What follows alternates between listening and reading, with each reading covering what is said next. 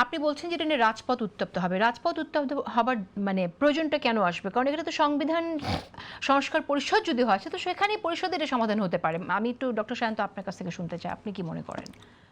হ্যাঁ, পরিষদ যদি যে সমাধানটা দিবে সেটা আলোচনার ভিত্তিতে সমাধান হবে, নাকি তাদের উপর যে সনদ চাপিয়ে দেওয়া হয়েছে এইটার বাস্তবায়ন তাদের দায়িত্ব?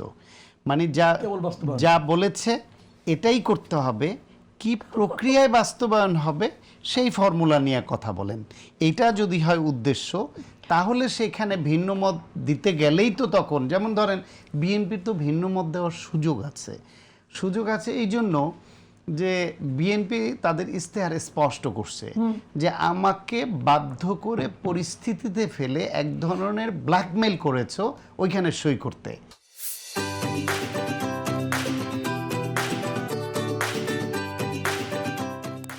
তা আমি সই করেছি, নোট অফ ডিসেন্ট সহ, কিন্তু আমি আমার জায়গায় অনড় থেকেছি। আমি দেশবাসীকে স্পষ্ট করে বলেছি যে ভাই, আমি একই ব্যক্তি দলের প্রধান এবং সরকারের প্রধান হতে পারবেন, এটা আমি মানি না। জনগণ আমার ওইটা স্পষ্ট এক লাইন জেনে আমাকে ভোট দিয়েছে। আমি বলেছি যে আমাদের তোমরা দায়িত্ব দিলে, নির্বাচিত করলে আমরা এই আসন প্রাপ্তির অনুপাতে উচ্চকক্ষ গঠন করব।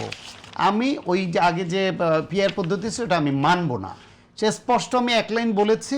জনগণ এই এক লাইন শুনেই আমাকে রায় দিয়েছে। আর হেনা ভোটের পক্ষে তুমি 84টা বিষয় দিয়েছ, 84টা ছিল সম্ভবত, 84টা বিষয় দিয়েছ। 84টার মধ্যে 84টায় অনেকে একমত না, কেউ 80টা একমত, কেউ 50টা একমত, কেউ 60টা একমত। মেজরিটিতে একমত হয়ে মনে করেছে যেহেতু মেজরিটিতে আমি একমত, তো সে অথবা কেউ না বুঝেই ওইখানে হ্যার পক্ষে ভোটটা দিয়েছে। তাহলে তোমার ওই যে তুমি ক্লামজি করে কৌশলের আশ্রয় নিয়ে যে হ্যাঁ ভোট তুমি দিতে বলেছো, এবং বিএনপি প্রধানও তখন চেয়ারম্যানও বলছেন হ্যাঁতে দিতে, ফলে তারাও দিয়েছে, হয়তো দিয়েছে। আর আমি স্পষ্ট একেবারে অবস্থান ক্লিয়ার করেছি, জনগণকে অঙ্গীকার করেছি। জনগণ আমার ইস্তিহারের অঙ্গীকার দেখে আমাকে রায় দিয়েছে।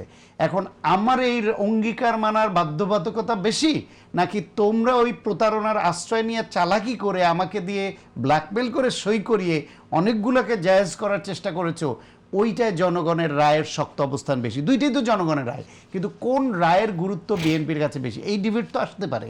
এবং তারা 31 দফায় যে অঙ্গীকার করেছে, এই বিভিন্ন সাংবিধানিক প্রতিষ্ঠানগুলোর পুনর্গঠনে সেখানে কিভাবে পদগুলি ওইখানে তাদেরকে রিক্রুট করা হবে সেই পদ্ধতি নিয়ে বিএনপির আপত্তি আছে।